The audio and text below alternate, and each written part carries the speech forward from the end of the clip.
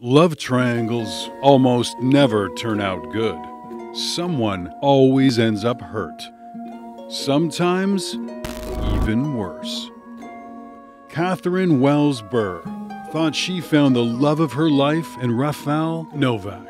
Unfortunately, so did Anna Lagwinovich. Here's what happened when this love triangle came full circle. When 23-year-old Catherine Wells-Burr didn't show up for work at the Henry Huber factory in Somerset, England in September 2012, people started to worry. It wasn't like her. She'd worked hard to raise herself through the ranks at the factory where she and her live-in boyfriend, 29-year-old Rafal Novak, had met and worked together. As a result, she'd been promoted to an administrative position and arrived to work later than Rafal. The couple had recently bought a home together and were living a dream life. A dream that would soon turn into a nightmare of horrific proportions. After a few hours had passed and Catherine still hadn't made it to work, Rafal went home to check on her. Both Catherine and her car were gone. Rafal called Catherine's parents, Jane and Philip, and told them that she had not come to work, and now she and her car were missing. They rushed to the home their daughter shared with the man she loved. Although Rafal was considerably older than their daughter, who they affectionately called our cow, the family had embraced him as their own. What they didn't know was that Rafal had a secret life that was about to rip the family to shreds. Rafal Nowak had moved to the UK from Poland. Catherine and her family were aware of that. They didn't know he had a wife, child, outrageous debt, and a criminal record in his home country. The secrets don't end there, however. When Rafal arrived in the UK, he met another Pole, 32-year-old Anna Lagwinovich. The two were lovers and stayed that way after Rafal met and fell in love with Catherine. At first, neither woman knew of the other. But soon, Rafal decided to come clean to Anna and profess his love for Catherine. That didn't stop his relationship with Anna, however, and the two continued to see each other romantically, all the while he was buying a house and planning a life with Catherine, including taking out huge life insurance policies of £123,000 on each other, each naming the other as the beneficiary. On the day of Catherine's disappearance, her parents comforted Rafal as they would a son, assuring him that she would turn up.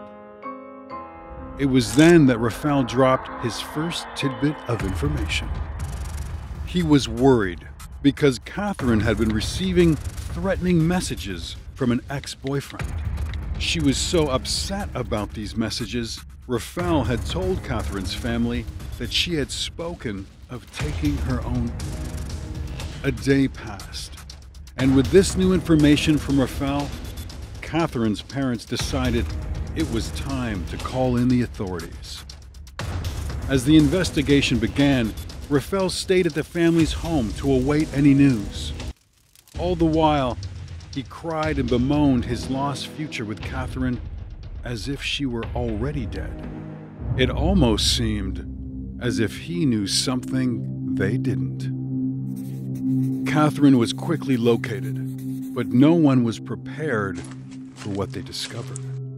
She was found only 7 miles from her home in her fire-ravaged car. Catherine Wells-Burr had met her end at the age of 23. Police took her remains for an autopsy as questions mounted. She had taken her own over the strange and threatening messages and then set herself on fire? Not likely. Was the mysterious ex-boyfriend at fault?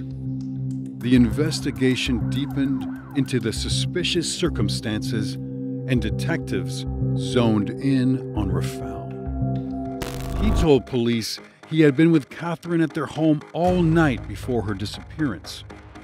He explained that they had shopped for dinner items before going home to prepare the meal and eat together.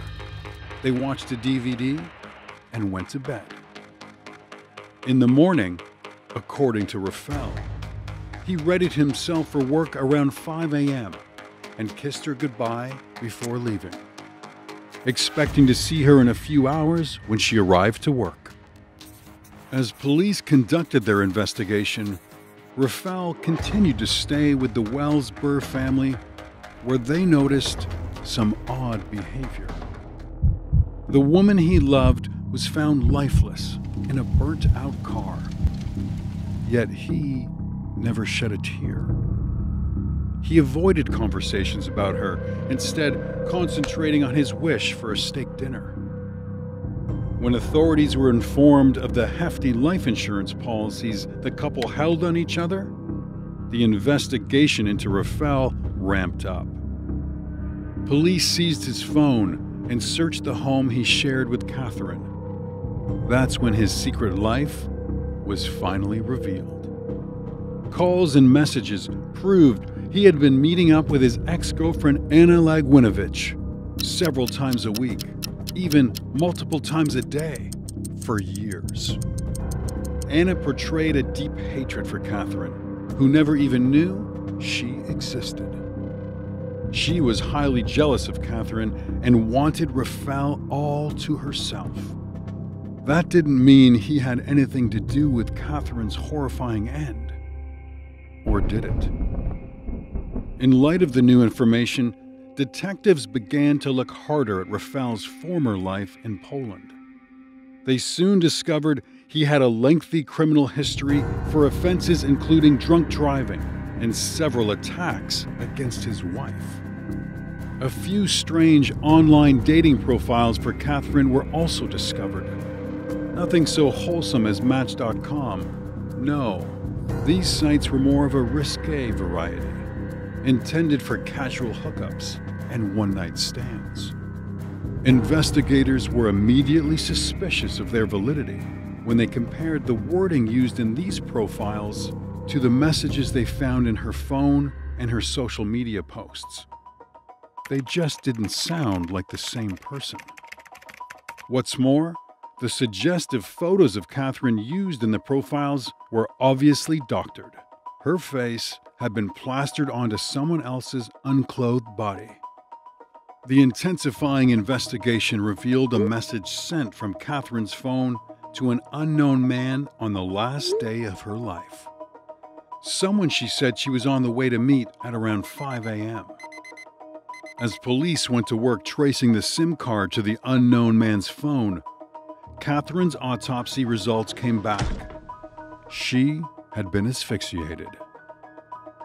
Forensic examination of her car determined the fire had been set around 6 a.m., a time which Rafael could prove he was already at work. It was now clear to authorities that someone had ended her life and then drove her and her car to the location where she was found. Investigators uncovered more telling information. A single pillowcase had been washed and hung on the clothesline at Catherine and Rafael's home. No sheets, no blankets, just a single pillowcase. It was also determined that Catherine was wearing pajama shorts as she sat in her car that final time.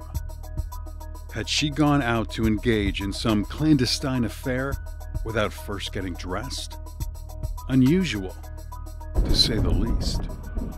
The final piece of forensic evidence toppled the whole house of cards. Her autopsy results showed that Catherine's last meal was still undigested, proving that she could not have lived any later than 2 or 3 a.m. By his own account, Rafael Novak was still in the home when Catherine Wells-Burr met her end. Within 24 hours of finding her burnt body, Rafael was arrested for her unlawful demise. Also arrested was Anna Lagwinovich to see what, if anything, she had to do with it. While in custody, police had traced the SIM card found on Catherine's phone and discovered it in Anna's car. Using GPS technology, they were able to follow Anna's movements in the days leading up to Catherine's last hours, including a trip to the gas station with her 38-year-old uncle, Tadeusz Dimitrison, where they bought several cans of gas. Police discovered that Anna and her uncle were very close. They traveled from Poland together, and while Anna had made strides in adjusting to a new life, Tadeusz had not. Police theorized that insurance money and a twisted love triangle had been the impetus that set in motion a series of events that ended the life of Catherine Wells-Burr, a plan months in the making. Rafael Novak, Anna Lagwinovich, and Tadeusz Dimitrison were charged in the fatal crime. All pled not guilty. Each denied any knowledge of the event. With no confession, detectives put together their theory of what happened. They believe Rafael waited for Catherine to fall asleep and smothered her with a pillow, explaining why they only found one pillowcase hanging on the line. Once the dirty deed was done, he called on his lover and her uncle to take care of the body while he went to work. Authorities uncovered a security camera video of Anna throwing away items belonging to Catherine in a public dumpster. While awaiting trial, Anna and Rafael turned on each other. Rafael blamed everything on Anna, saying her jealousy drove her to the fatal deed. Anna claimed Rafael hired a hitman to take care of Catherine and went so far as to try to smuggle a fake confession letter from the imaginary hitman out of her cell. All three suspects were found guilty and sentenced to 32 years behind bars. Each tried unsuccessfully to be extradited back to Poland, where they could be free after 25 years. Since this sad event, Jane and Philip Wells-Burr have set up a foundation in their daughter's name to help others going through the same thing. She also fights for stronger requirements on people coming into the UK from other countries. How do you feel about extradition? Should the perpetrators in this case have been allowed to go back to their home country?